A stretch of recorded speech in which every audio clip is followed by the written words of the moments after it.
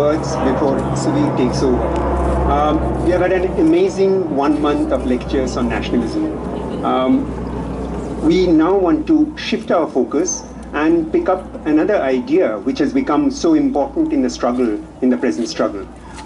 We entitled the next series, Azadi, the Many Meanings of Freedom.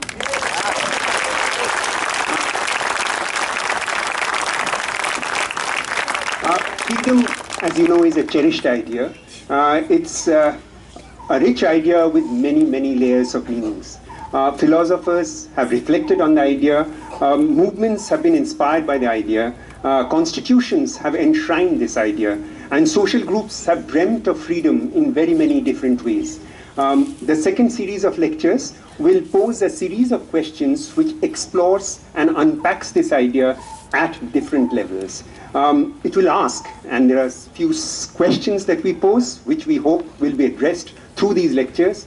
It will ask, what is the idea of freedom enshrined in the Constitution? How has this idea evolved?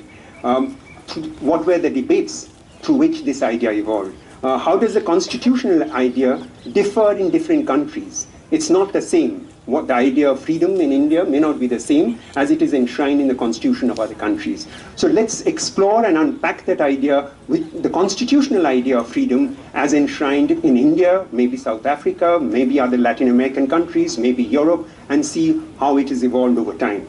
How has the idea of freedom how has it evolved through philosophical discourses of modernity? We know that the idea of freedom possibly was not there before modernity itself. Now, how has this idea evolved? How have philosophers reflected on it?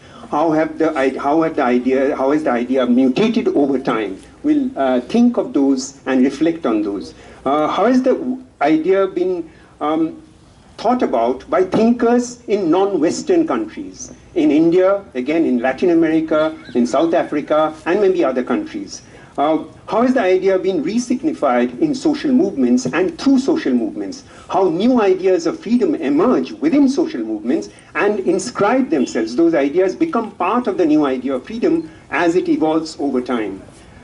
What has the idea of freedom meant for women, for Dalits? And what happens to the category if we gender the term of gender the idea of freedom itself? What has freedom and unfreedom meant for the practices of science? What happens when the freedom to think of new ideas is constrained by the tyranny of hegemonic paradigms? I'm thinking of Galileo and many others who have suffered through life because the idea to think of a new idea itself was not possible. The permissibility of thought is something which we need to think about.